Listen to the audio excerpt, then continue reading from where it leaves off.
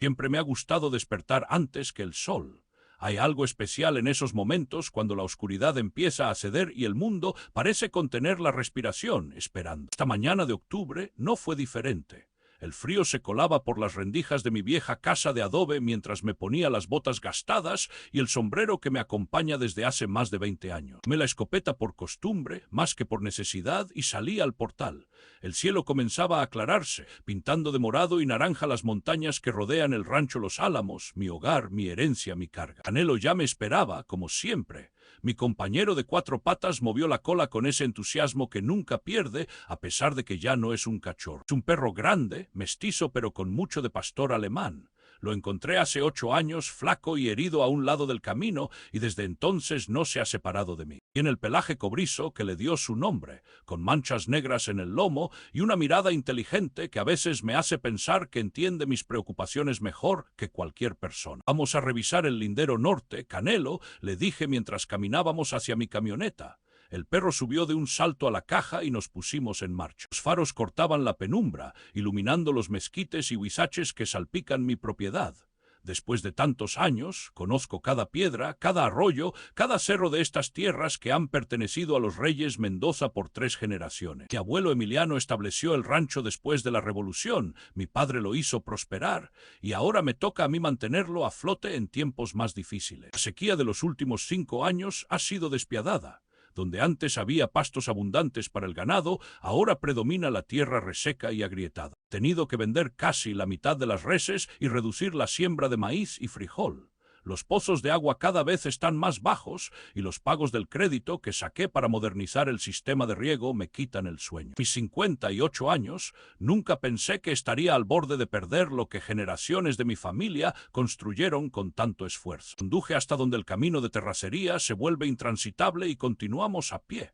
Canelo iba adelante, olisqueando las huellas de coyotes y liebre. El lindero norte colinda con tierras que hace tiempo pertenecieron a los Valenzuela, pero que ahora son parte de un gran conglomerado agrícola. Han insistido varias veces en comprarme, ofreciendo cantidades que a muchos les parecerían generosas, pero que para mí representan la rendición. ¿No entiendes, Joaquín?, me dijo hace un mes Ramiro Telles, el gerente regional. Los tiempos han cambiado. Ranchos como el tuyo ya no son viables económicamente. De ahora que puedes sacar un buen precio. No le respondí. ¿Cómo explicarle a alguien como él, que ve la tierra solo como un activo en un balance, lo que significa para mí cada hectárea de este lugar? El sol comenzaba a asomarse cuando llegamos a la zona más alejada de la propiedad. Es un área que rara vez visito, llena de barrancos poco profundos y matorrales espinosos. En tiempos de mi padre, pensaron en limpiarla para extender los cultivos, pero nunca lo hicieron. Quizá fue mejor así, la naturaleza necesita espacios para respirar. De repente, Canelo se detuvo. Sus orejas se irguieron y su cuerpo se tensó, como cuando detecta una víbora entre las piedras. Comenzó a ladrar con insistencia, mirando hacia un grupo de mezquites particularmente densos. ¿Qué pasa, muchacho?, le pregunté, aunque sabía que no respondería. Empezó a correr hacia los matorrales, ladrando cada vez con más urgencia. Lo seguí, apartando las ramas espinosas con el brazo. Canelo se detuvo frente a una masa oscura y continuó ladrando.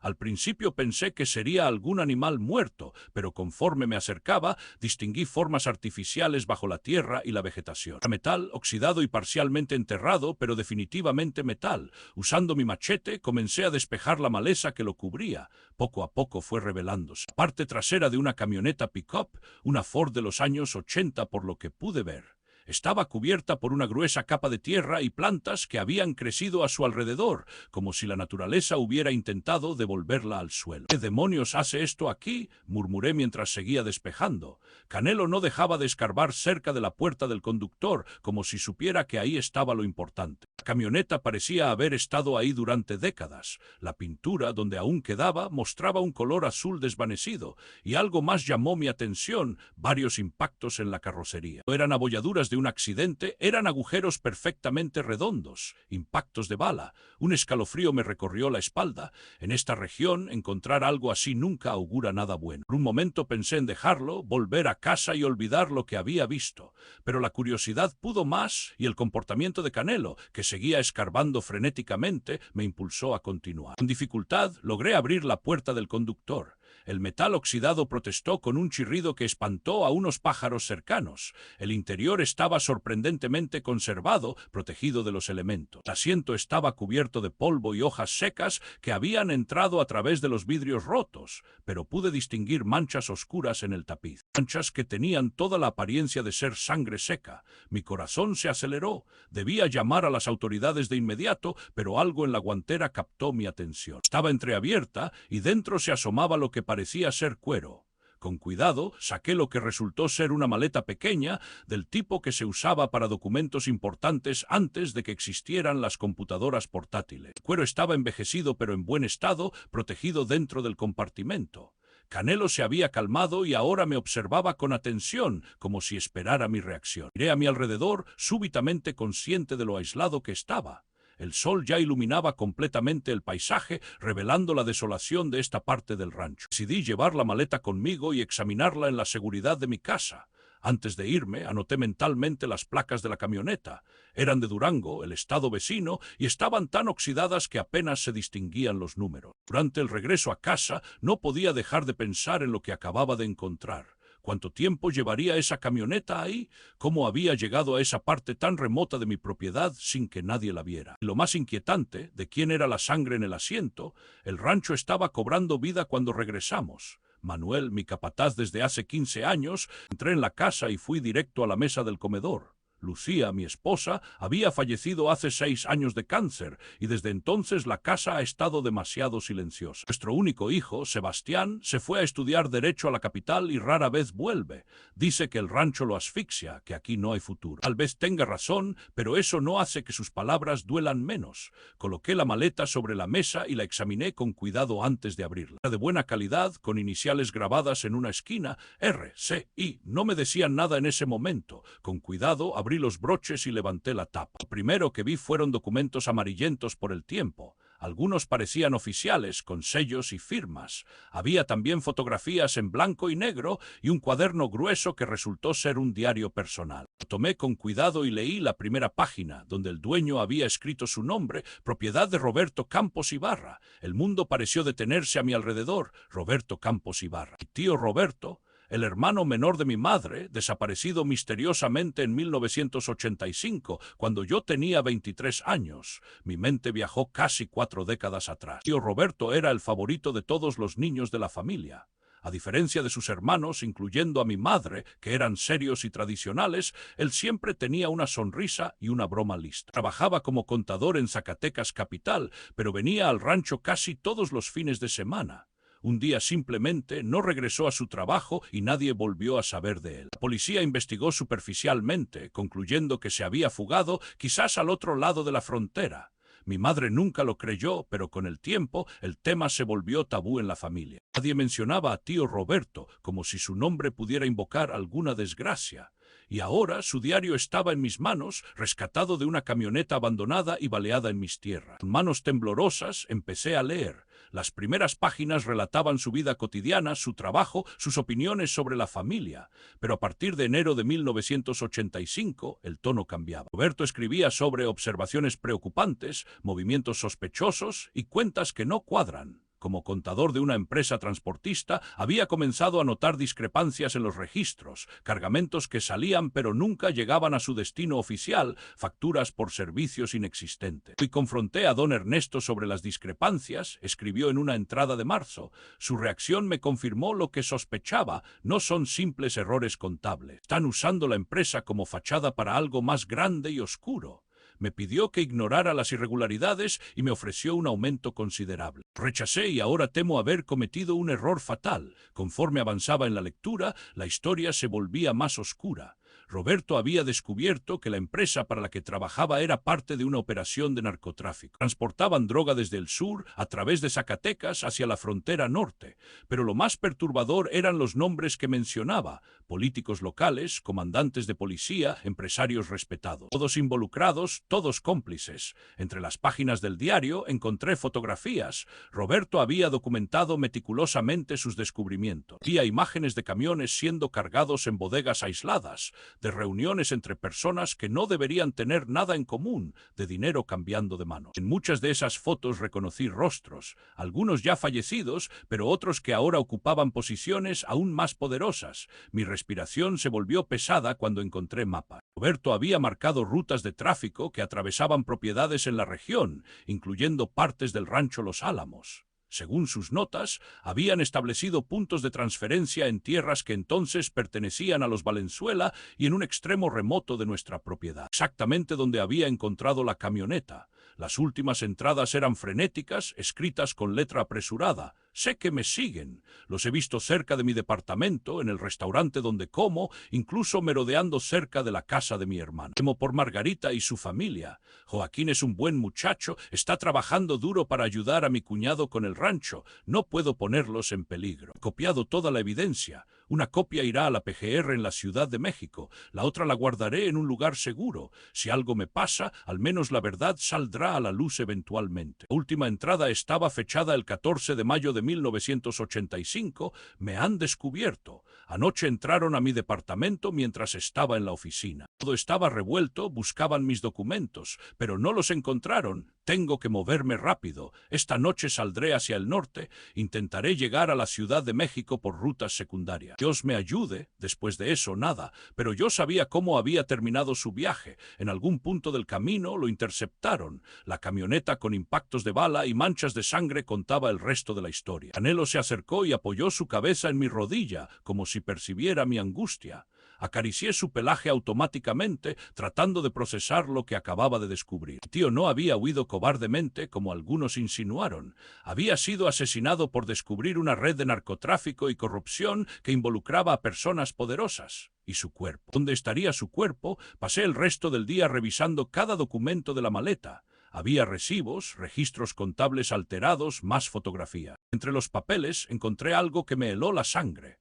Una lista de nombres bajo el título involucrados confirmados, y entre ellos Ernesto Valenzuela, el anterior dueño de las tierras vecinas que ahora pertenecían al conglomerado agrícola. El mismo conglomerado que llevaba meses presionándome para vender mi rancho. Las piezas comenzaban a encajar, pero formaban una imagen aterradora. ¿Seguiría activa esa red después de tantos años? ¿Estarían interesados en mi propiedad para continuar sus operaciones? ¿O querían asegurarse de que la evidencia enterrada con la camioneta nunca saliera a la luz? La noche cayó sobre el rancho y con ella una inquietud que no había sentido en años. Decidí no contactar a las autoridades todavía. Según el diario de Roberto, la corrupción llegaba hasta los niveles más altos del Estado. No sabía en quién podía confiar. Guardé todos los documentos en un viejo baúl que tengo en mi recámara y lo escondí en el tapanco. Esa noche apenas pude dormir. Canelo, que normalmente duerme en el portal, se negó a salir de la habitación, como si entendiera que algo había cambiado, que un peligro invisible se cernía sobre nosotros. La mañana siguiente, mientras desayunaba, Manuel entró apresuradamente. «Don Joaquín, hay una camioneta negra en la entrada. 3 hombres preguntan por usted». Sentí que el café se volvía hielo en mi estómago. Dijeron quiénes son. Dicen que vienen de parte de Grupo Agrícola del Norte. Algo sobre la oferta que le hice. «Diles que voy en un momento», respondí, tratando de que mi voz sonara normal. Manuel asintió y salió. Tomé el teléfono celular y llamé a Sebastián. Necesitaba a alguien de confianza, alguien con educación que pudiera ayudarme a entender las implicaciones legales de lo que había descubierto.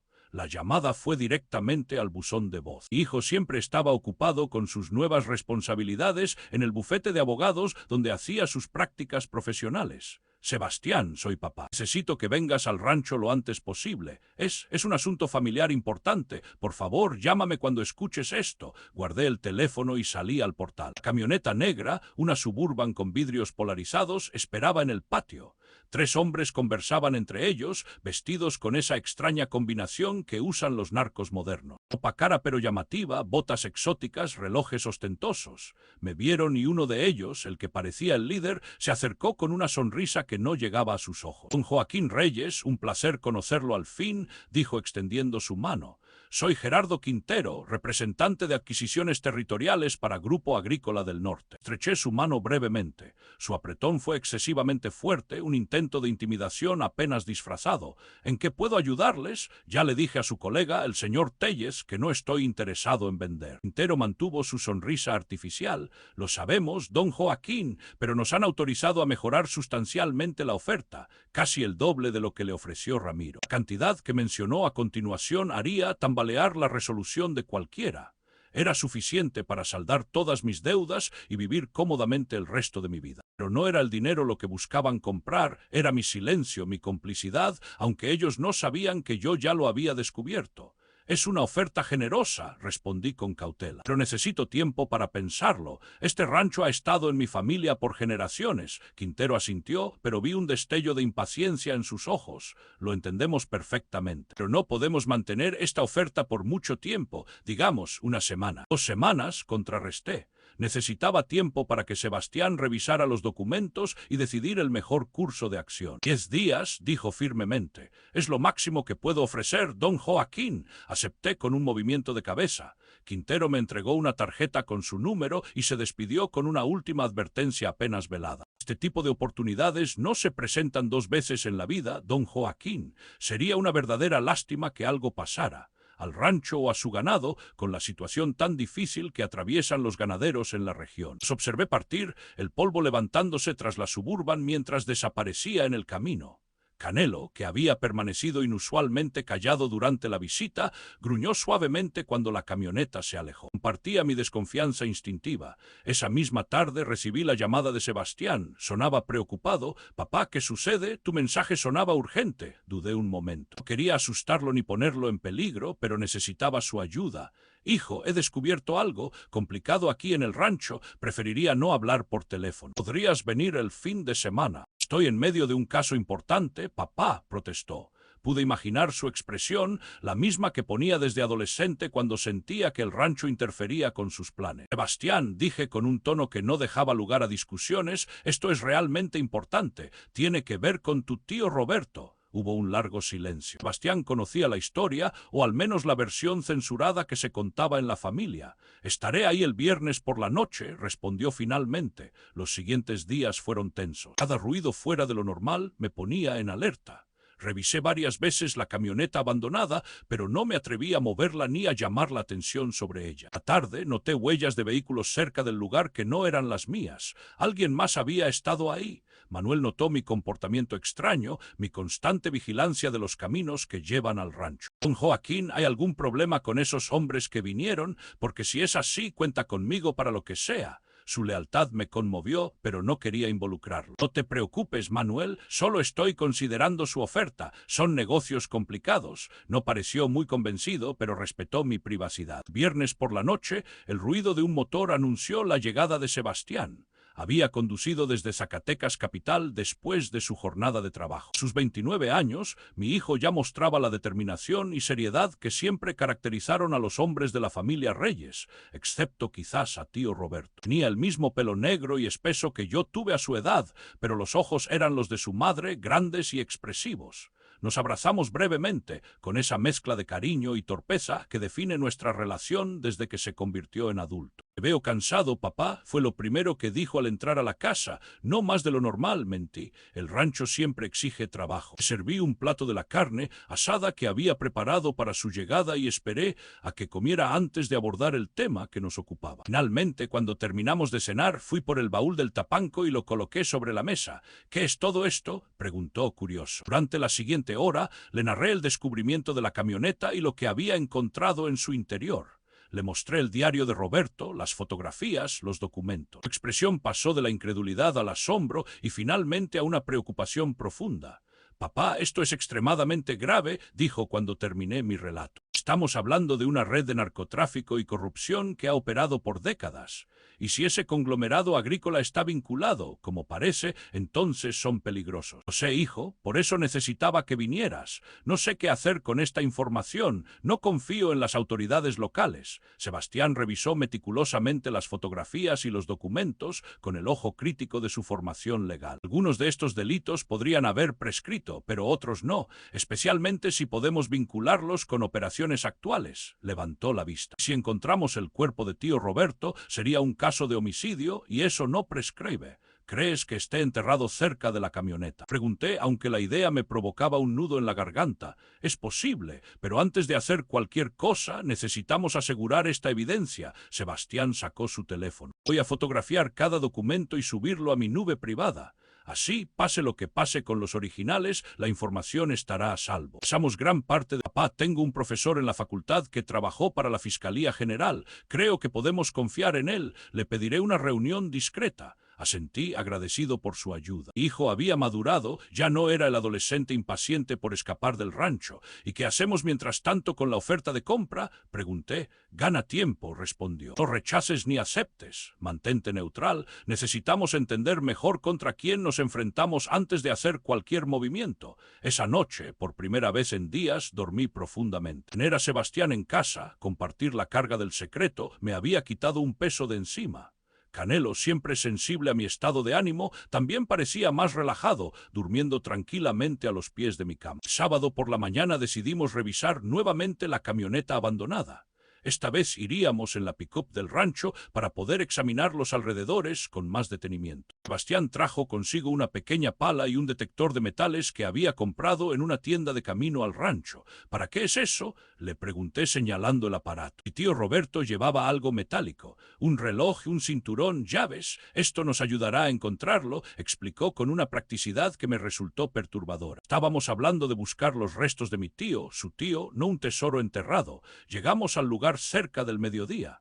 La camioneta abandonada seguía ahí, parcialmente descubierta después de mi primera visita. Sebastián la examinó con atención profesional. Definitivamente son impactos de bala, confirmó, pasando los dedos por los agujeros en la carrocería. Por el patrón y el tamaño, diría que fueron disparados desde otra camioneta, probablemente en movimiento. Canelo, que nos había acompañado, comenzó a comportarse de manera extraña nuevamente. Pero esta vez no se quedó cerca de la camioneta. Corrió hacia un grupo de rocas a unos 50 metros de distancia y comenzó a escarbar y ladrar con insistencia. ¿Qué le pasa?, preguntó Sebastián. No lo sé, pero ha estado actuando así desde que encontramos la camioneta, como si quisiera mostrarnos algo más. Seguimos a Canelo hasta las rocas. Era una formación natural que creaba un pequeño refugio apenas visible entre la vegetación desértica. El perro escarbaba en un punto específico, justo en la base de la roca más grande. Ayudémosle, sugirió Sebastián, tomando la pala que había traído. Comenzamos a excavar donde Canelo indicaba. La tierra estaba dura, compactada por años de sequía y abandono. Después de unos 20 minutos de esfuerzo, la pala golpeó algo sólido. No era roca, el sonido era diferente, más hueco. Con más cuidado, continuamos excavando alrededor del objeto. Poco a poco fue revelándose una caja metálica de tamaño mediano, del tipo que se usa para guardar herramientas. Estaba oxidada pero intacta, sellada con un candado que el tiempo había debilitado. Sebastián usó la pala como palanca y con un crujido el candado cedió. Dentro de la caja encontramos exactamente lo que Roberto había mencionado en su diario. La segunda copia de toda la evidencia que había recolectado. Pero había algo más, una pistola, una vieja Colt 45, envuelta en un paño aceitoso que la había conservado en buenas condiciones, y una carta sellada dirigida a mi hermana Margarita. Mi madre nunca recibió esa carta. Con manos temblorosas la abrí y leí en voz alta: querida Margarita, si estás leyendo esto, probablemente significa que no logré llegar a la Ciudad de México. He descubierto algo terrible, una red de narcotráfico que opera en nuestra región con la complicidad de personas que todos respetan y admiran. Tengo toda la evidencia documentada y la he puesto a salvo. Una copia está enterrada donde encontraste esta carta, otra la llevo conmigo y una tercera la envié por correo certificado a un amigo de confianza en la capital. Temo por mi vida, pero más temo por lo que sucederá en nuestra tierra si estas personas continúan operando impunemente. Han amenazado veladamente a la familia y sé que no se detendrán ante nada. Cuida a Joaquín y a tu familia. Si algo me sucede, no busquen venganza, busquen justicia. Algún día, cuando sea seguro, la verdad debe salir a la luz. Con todo mi cariño, Roberto. La carta estaba fechada el 13 de mayo de 1985, un día antes de su última entrada en el diario. Mi madre nunca supo de esta carta, nunca conoció la verdad sobre su hermano. Murió hace 12 años, creyendo que Roberto había huido cobardemente. Sebastián puso una mano en mi hombro. Esto confirma todo, papá. Tío Roberto no huyó, lo asesinaron por lo que sabía. Miré a mi alrededor, a la tierra seca y aparentemente sin vida que había guardado este secreto durante casi 4 décadas. ¿Pero dónde está su cuerpo?, pregunté, más para mí mismo que para Sebastián. Canelo había dejado de escarbar junto a la caja y ahora se dirigía a otra zona, a unos 15 metros de donde estábamos. Se detuvo y comenzó a ladrar nuevamente. Con esa insistencia nos miramos, entendiendo lo que podría significar. Con el corazón latiendo fuertemente, seguimos a Canelo. El detector de metales comenzó a pitar con intensidad cuando lo pasamos sobre el área donde el perro escarbaba. Esta vez la excavación fue más lenta, más cuidadosa. Ninguno de los dos quería decir en voz alta lo que esperábamos encontrar. Después de media hora de trabajo, la pala de Sebastián tocó algo. Nos arrodillamos y continuamos con las manos, apartando la tierra con creciente ansiedad. Lo primero que apareció fue un trozo de tela tan deteriorado que se deshacía al tocarlo. Luego, lo que inequívocamente eran restos humanos. Un esqueleto enterrado a poca profundidad, con restos de ropa que el tiempo había casi destruido. Junto a los restos encontramos una cartera de piel, milagrosamente preservada por el clima seco. Dentro, una identificación a nombre de Roberto Campos Ibarra y algunas fotografías familiares, incluida una donde aparecía junto a mi madre, mi padre y yo, cuando tendría unos 20 años. Sebastián y yo guardamos un largo silencio, procesando el descubrimiento. Finalmente, mi hijo habló: «Tenemos que notificar a las autoridades. Esto es un homicidio. Si están involucrados, el diario menciona policías corruptos, no las autoridades locales. Iremos directo a la Fiscalía General a través de mi profesor». «Esto es demasiado grande para ocultarlo, papá», asentí lentamente. Tenía razón. Después de tantos años, mi tío Roberto merecía justicia y los responsables debían pagar por lo que hicieron, sin importar quiénes fueran o cuánto poder tuvieran ahora. Volvimos a cubrir parcialmente los restos, marcando el lugar de manera discreta. Guardamos la caja metálica y su contenido en la camioneta y regresamos al rancho en silencio, cada uno sumido en sus pensamientos. Esa noche, mientras cenábamos, escuchamos el ruido de vehículos acercándose. Me asomé por la ventana y vi 2 camionetas entrando al rancho. Conocí la Suburban negra de Quintero, pero el otro vehículo era desconocido. Canelo comenzó a ladrar frenéticamente. «Son ellos», dije a Sebastián, «el hombre del conglomerado y otros que no conozco». Mi hijo actuó con rapidez. Tomó la caja metálica que habíamos encontrado y la escondió bajo las tablas sueltas del piso en mi habitación, un escondite que usaba desde niño para guardar sus tesoros. Luego sacó su teléfono y comenzó a enviar mensajes. «¿Qué haces?», le pregunté mientras veía a los hombres bajarse de los vehículos. «Envío la ubicación y los documentos digitalizados a mi profesor. También a un compañero de la facultad que trabaja para un periódico nacional. Pase lo que pase esta noche, la información estará a salvo». Los golpes en la puerta fueron fuertes, impacientes. Tomé la escopeta antes de abrir, manteniéndola visible pero no amenazante. «Don Joaquín», saludó Quintero con su falsa cordialidad. «Lamento la hora, pero tenemos un asunto urgente que discutir». Detrás de él había 4 hombres, todos con esa apariencia inconfundible de quienes están acostumbrados a intimidar y hacer daño.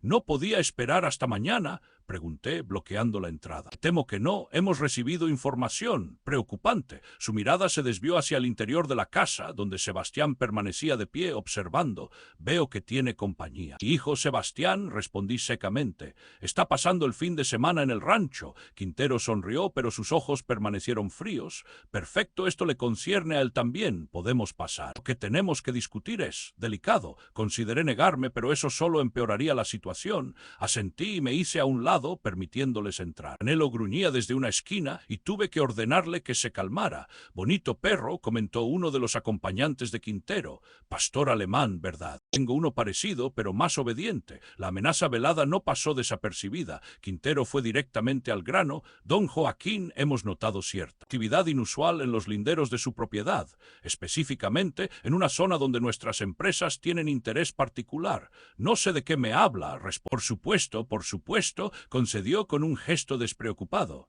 «Pero nos preocupa que haya encontrado algo que podría malinterpretarse. Algo viejo, sin importancia real, pero que podría causar confusión innecesaria». Sebastián intervino entonces. «Señor Quintero, si tiene algo específico que discutir, hágalo abiertamente. Lo contrario, es tarde y mi padre necesita descansar». El tono profesional de mi hijo pareció sorprender a Quintero, que lo miró con más atención. «Abogado, ¿verdad?». Nota en la manera de hablar. Su sonrisa se volvió más tensa. «Bien, seré directo. Sabemos que encontraron la camioneta y lo que había dentro de ella. Eso pertenece a una época pasada, asuntos que ya no tienen relevancia en el mundo actual.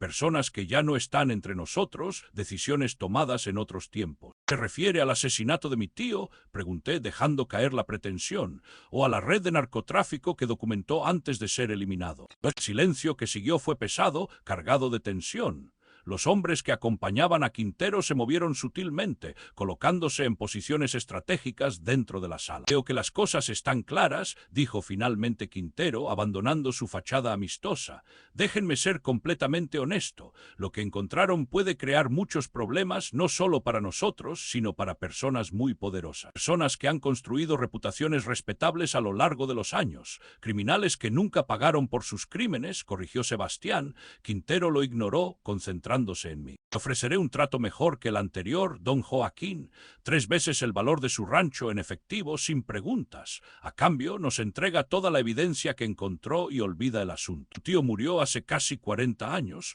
Nada de lo que haga ahora lo traerá de vuelta. Miré a mi hijo, que me observaba con intensidad. Luego a Canelo, que seguía gruñendo suavemente desde su rincón. Finalmente, a la fotografía de mi madre en la pared, la hermana de Roberto que nunca supo la verdad. No está a la venta, respondí con calma, ni mi rancho, ni mi silencio, ni la justicia para mi tío. La expresión de Quintero se endureció. No creo que entienda la posición en la que se encuentra don Joaquín. No estamos realmente pidiendo permiso. Uno de sus hombres dio un paso adelante, llevando la mano hacia su cintura, donde seguramente llevaba un arma. Pero en ese preciso momento, el sonido de varios vehículos acercándose a gran velocidad rompió la tensión. Sebastián sonrió levemente. «Creo que son mis invitados». «¿Qué hiciste?», preguntó Quintero, repentinamente alarmado. «Mientras ustedes venían hacia aquí, contacté a algunos amigos, periodistas principalmente. Les compartí copias de toda la documentación que encontramos, incluidas las fotografías donde aparecen personas que ahora ocupan cargos públicos». Sebastián hizo una pausa.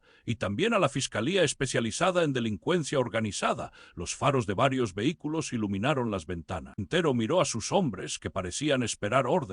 «Esto no termina aquí», advirtió en voz baja. «¿Tienen idea de contra quién se están metiendo?». «Perfectamente», respondí. «Contra los asesinos de mi tío, y ya han salido impunes demasiado tiempo». Los vehículos se detuvieron frente a la casa. Escuchamos voces, órdenes, el inconfundible sonido de hombres armados tomando posiciones. «Fiscalía General de la República, todos los ocupantes de la casa, salgan con las manos visibles», resonó una voz amplificada desde el exterior. La expresión de Quintero era una mezcla de rabia y sorpresa. «Esto lo pagarán caro», murmuró mientras levantaba las manos. Las siguientes horas fueron caóticas. Agentes federales, totalmente equipados, entraron a la casa.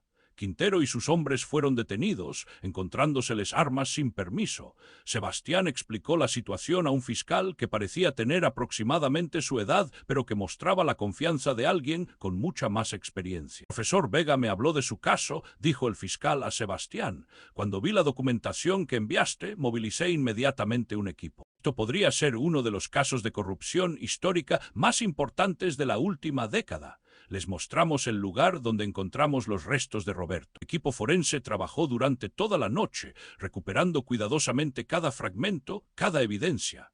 La camioneta abandonada fue remolcada para un análisis detallado en los laboratorios de la Fiscalía. Sebastián había pensado en todo. Mientras yo enfrentaba a Quintero, él había estado en contacto continuo con su profesor y el fiscal, enviándoles nuestra ubicación en tiempo real y advirtiendo sobre la llegada de los hombres del conglomerado. «Tu hijo tiene futuro en la Fiscalía», me comentó el fiscal mientras observábamos los trabajos. Actuó con la precisión y sangre fría de un profesional experimentado. Me sentí enormemente orgulloso, aunque también preocupado por lo que nos esperaba. Habíamos destapado algo grande, algo que afectaría a personas. El conglomerado agrícola resultó ser una elaborada operación de lavado de dinero, construida sobre los cimientos de las antiguas rutas de tráfico que Roberto había documentado. Las mismas rutas, los mismos métodos, solo que ahora con la fachada de una empresa respetable. Los restos de Roberto fueron identificados positivamente mediante pruebas de ADN comparadas con las mías. Después de casi 4 décadas, mi tío finalmente recibió un entierro digno, con toda la familia reunida para despedirlo como el héroe que fue. Sebastián decidió no regresar al bufete donde trabajaba. Aceptó una oferta para incorporarse al equipo de la Fiscalía Especializada, inspirado por lo que habíamos vivido. «Quiero hacer justicia, papá», me dijo, «como tío Roberto intentó hacer, pero con más apoyo del que él tuvo». En cuanto a mí, sorprendentemente, el rancho comenzó a prosperar nuevamente. La publicidad del caso atrajo la atención hacia los problemas de los pequeños productores de la región. Una cooperativa de productores orgánicos se acercó para proponerme una asociación y pronto estaba reconvirtiendo parte de mis tierras para cultivos sustentables. Canelo, mi fiel compañero, continuó a mi lado, aunque algo más lento debido a la edad. A veces lo veía mirar hacia los cerros lejanos, como si recordara nuestro descubrimiento, como si entendiera la magnitud de lo que había ayudado a revelar. La tarde, casi un año después de todo lo ocurrido, Sebastián vino de visita. Nos sentamos en el portal, observando el atardecer sobre los campos que ahora mostraban un verde vibrante que no había visto en años. ¿Sabes, papá? A veces pienso que tío Roberto de alguna manera planeó todo esto, dijo mientras acariciaba a Canelo, que dormitaba entre nosotros. Escondió la evidencia donde eventualmente la encontraríamos, cuando fuera el momento adecuado. O quizás fue la tierra misma, respondí, contemplando el paisaje que conocía mejor que a mí mismo. Esta tierra guarda muchos secretos, pero también sabe cuándo es tiempo de revelarlos. Sebastián asintió entendiendo. El rancho, que él una vez consideró una carga, una reliquia del pasado, ahora representaba algo diferente. Testimonio de resistencia, de justicia, de verdad. Canelo levantó la cabeza repentinamente, sus orejas atentas a algo que solo él podía escuchar. Luego, aparentemente satisfecho, volvió a recostarse con un suspiro de contentamiento. ¿Qué crees que escuchó?, preguntó Sebastián. Sonreí, recordando todas las veces que el instinto de Canelo nos había guiado exactamente donde necesitábamos estar. ¿Quién sabe?, respondí. Tal vez solo el viento contando historias antiguas, o tal vez el espíritu de tío Roberto, satisfecho de que finalmente conocemos la verdad. Mientras el sol desaparecía tras las montañas, sentí una profunda paz. El rancho Los Álamos seguiría enfrentando desafíos, como la sequía persistente y los cambios en el mercado. Pero ahora tenía algo que había perdido durante años. Un propósito claro, una conexión renovada con su historia y la certeza de que las injusticias, por muy enterradas que estén, eventual. No sé de qué me habla, respondí, manteniendo la voz firme. Es mi propiedad, puedo recorrerla como me plazca. Por supuesto, concedió con un gesto despreocupado. Pero nos preocupa que haya encontrado algo que podría malinterpretarse. Algo viejo, sin importancia real, pero que podría causar confusión innecesaria. Sebastián intervino entonces. Señor Quintero, si tiene algo específico que discutir, hágalo abiertamente.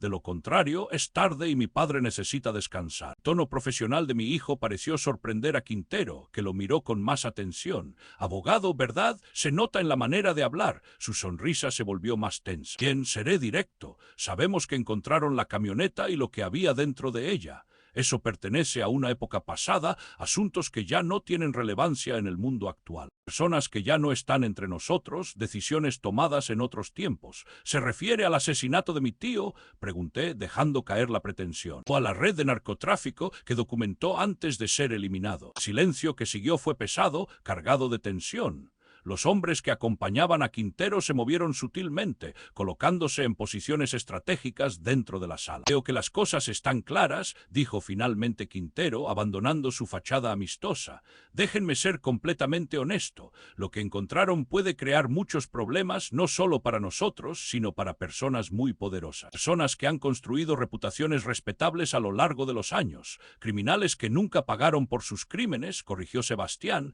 Quintero lo ignoró, concentrándose en mí. Ofreceré un trato mejor que el anterior, don Joaquín, 3 veces el valor de su rancho en efectivo, sin preguntas. A cambio, nos entrega toda la evidencia que encontró y olvida el asunto. Tu tío murió hace casi 40 años. Nada de lo que haga ahora lo traerá de vuelta. Miré a mi hijo, que me observaba con intensidad. Luego a Canelo, que seguía gruñendo suavemente desde su rincón. Finalmente, a la fotografía de mi madre en la pared, la hermana de Roberto que nunca supo la verdad. No está a la venta, respondí con calma, ni mi rancho, ni mi silencio, ni la justicia para mi tío. La expresión de Quintero se endureció. No creo que entienda la posición en la que se encuentra don Joaquín. No estamos realmente pidiendo permiso. Uno de sus hombres dio un paso adelante, llevando la mano hacia su cintura, donde seguramente llevaba un arma. Pero en ese preciso momento, el sonido de varios vehículos acercándose a gran velocidad rompió la tensión. Sebastián sonrió levemente. «Creo que son mis invitados». «¿Qué hiciste?», preguntó Quintero, repentinamente alarmado.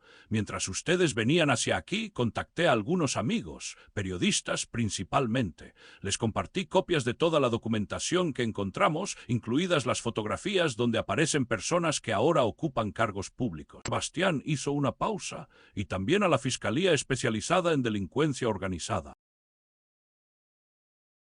Los faros de varios vehículos iluminaron las ventanas. Quintero miró a sus hombres, que parecían esperar órdenes. «Esto no termina aquí», advirtió en voz baja. «¿Tienen idea de contra quién se están metiendo?» «Perfectamente», respondí. «Contra los asesinos de mi tío, y ya han salido impunes demasiado tiempo». Los vehículos se detuvieron frente a la casa. Escuchamos voces, órdenes, el inconfundible sonido de hombres armados tomando posiciones. «Fiscalía General de la República, todos los ocupantes de la casa salgan con las manos visibles». Resonó una voz amplificada desde el exterior. La expresión de Quintero era una mezcla de rabia y sorpresa. «Esto lo pagarán caro», murmuró mientras levantaba las manos. Las siguientes horas fueron caóticas. Agentes federales, totalmente equipados, entraron a la casa. Quintero y sus hombres fueron detenidos, encontrándoseles armas sin permiso. Sebastián explicó la situación a un fiscal que parecía tener aproximadamente su edad, pero que mostraba la confianza de alguien con mucha más experiencia. «El profesor Vega me habló de su caso», dijo el fiscal a Sebastián. «Cuando vi la documentación que enviaste, movilicé inmediatamente un equipo. Esto podría ser uno de los casos de corrupción histórica más importantes de la última década». Les mostramos el lugar donde encontramos los restos de Roberto. El equipo forense trabajó durante toda la noche, recuperando cuidadosamente cada fragmento, cada evidencia. La camioneta abandonada fue remolcada para un análisis detallado en los laboratorios de la Fiscalía. Sebastián había pensado en todo. Mientras yo enfrentaba a Quintero, él había estado en contacto continuo con su profesor y el fiscal, enviándoles nuestra ubicación en tiempo real y advirtiendo sobre la llegada de los hombres del conglomerado. «Tu hijo tiene futuro en la Fiscalía», me comentó el fiscal mientras observábamos los trabajos. Actuó con la precisión y sangre fría de un profesional experimentado. Me sentí enormemente orgulloso, aunque también preocupado por lo que nos esperaba. Habíamos destapado algo grande. Durante las semanas siguientes, el caso se convirtió en noticia nacional. «Red de narcotráfico y corrupción de los 80 desmantelada gracias a evidencia preservada por décadas», titulaban los periódicos. Varios funcionarios de alto nivel fueron llamados a declarar. Algunos presentaron su renuncia inmediatamente, otros intentaron desacreditar la evidencia. El conglomerado agrícola resultó ser una elaborada operación de lavado de dinero, construida sobre los cimientos de las antiguas rutas de tráfico que Roberto había documentado. Las mismas rutas, los mismos métodos, solo que ahora con la fachada de una empresa respetable. Los restos de Roberto fueron identificados positivamente mediante pruebas de ADN comparadas con las mías. Después de casi 4 décadas, mi tío finalmente recibió un entierro digno, con toda la familia reunida para despedirlo como el héroe que fue. Sebastián decidió no regresar al bufete donde trabajaba. Aceptó una oferta para incorporarse al equipo de la Fiscalía Especializada, inspirado por lo que habíamos vivido. «Quiero hacer justicia, papá», me dijo, «como tío Roberto intentó hacer, pero con más apoyo del que él tuvo». En cuanto a mí, sorprendentemente, el rancho comenzó a prosperar nuevamente. La publicidad del caso atrajo la atención hacia los problemas de los pequeños productores de la región. Una cooperativa de productores orgánicos se acercó para proponerme una asociación, y pronto estaba reconvirtiendo parte de mis tierras para cultivos sustentables. Canelo, mi fiel compañero, continuó a mi lado, aunque algo más lento debido a la edad. A veces lo veía mirar hacia los cerros lejanos, como si recordara nuestro descubrimiento, como si entendiera la magnitud de lo que había ayudado a revelar. La tarde, casi un año después de todo lo ocurrido, Sebastián vino de visita. Nos sentamos en el portal, observando el atardecer sobre los campos que ahora mostraban un verde vibrante que no había visto en años. «¿Sabes, papá? A veces pienso que tío Roberto de alguna manera planeó todo esto», dijo mientras acariciaba a Canelo, que dormitaba entre nosotros. «Escondió la evidencia donde eventualmente la encontraríamos, cuando fuera el momento adecuado. O quizás fue la tierra misma», respondí, contemplando el paisaje que conocía mejor que a mí mismo. «Esta tierra guarda muchos secretos, pero también sabe cuándo es tiempo de revelarlos». Sebastián asintió entendiendo. El rancho, que él una vez consideró una carga, una reliquia del pasado, ahora representaba algo diferente. Un testimonio de resistencia, de justicia, de verdad.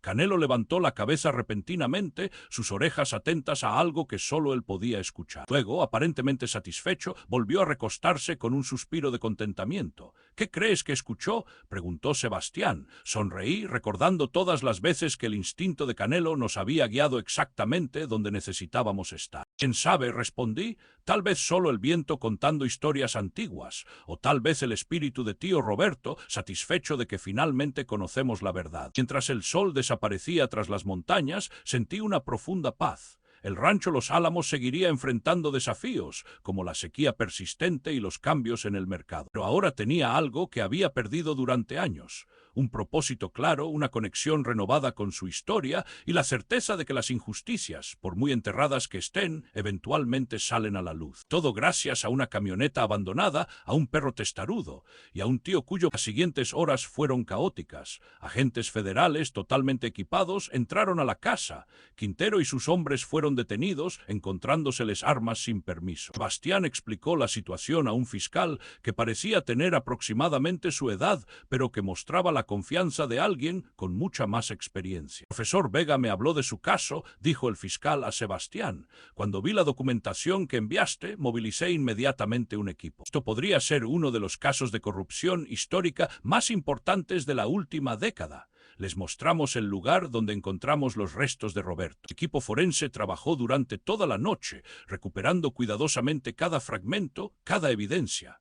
La camioneta abandonada fue remolcada para un análisis detallado en los laboratorios de la Fiscalía. Sebastián había pensado en todo. Mientras yo enfrentaba a Quintero, él había estado en contacto continuo con su profesor y el fiscal, enviándoles nuestra ubicación en tiempo real y advirtiendo sobre la llegada de los hombres del conglomerado. «Tu hijo tiene futuro en la fiscalía», me comentó el fiscal mientras observábamos los trabajos. Actuó con la precisión y sangre fría de un profesional experimentado. Me sentí enormemente orgulloso, aunque también preocupado por lo que nos esperaba. Habíamos destapado algo grande, algo que afectaría a personas poderosas. Nuestra vida no volvería a ser la misma. Durante las semanas siguientes, el caso se convirtió en noticia nacional.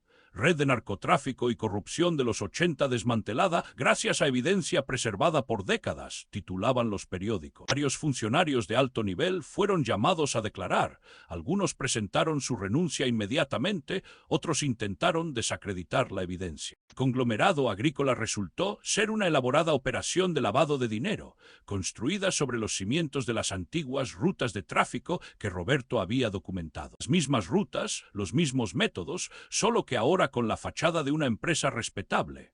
Los restos de Roberto fueron identificados positivamente mediante pruebas de ADN comparadas con las mías. Después de casi 4 décadas, mi tío finalmente recibió un entierro digno, con toda la familia reunida para despedirlo como el héroe que fue. Sebastián decidió no regresar al bufete donde trabajaba.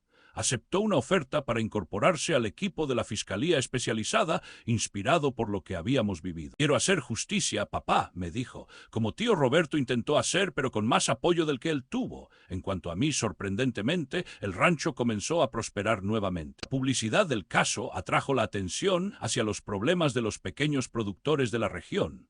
Una cooperativa de productores orgánicos se acercó para proponerme una asociación y pronto estaba reconvirtiendo parte de mis tierras para cultivos sustentables. Canelo, mi fiel compañero, continuó a mi lado, aunque algo más lento debido a la edad. A veces lo veía mirar hacia los cerros lejanos, como si recordara nuestro descubrimiento, como si entendiera la magnitud de lo que había ayudado a revelar. La tarde, casi un año después de todo lo ocurrido, Sebastián vino de visita. Nos sentamos en el portal, observando el atardecer sobre los campos que ahora mostraban un verde vibrante que no había visto en años. «¿Sabes, papá? A veces pienso que tío Roberto de alguna manera planeó todo esto», dijo mientras acariciaba a Canelo, que dormitaba entre nosotros. «Escondió la evidencia donde eventualmente la encontraríamos, cuando fuera el momento adecuado. O quizás fue la tierra misma», respondí, contemplando el paisaje que conocía mejor que a mí mismo. «Esta tierra guarda muchos secretos, pero también sabe cuándo es tiempo de revelarlos». Sebastián asintió entendiendo. El rancho, que él una vez consideró una carga, una reliquia del pasado, ahora representaba algo diferente. Un testimonio de resistencia, de justicia, de verdad.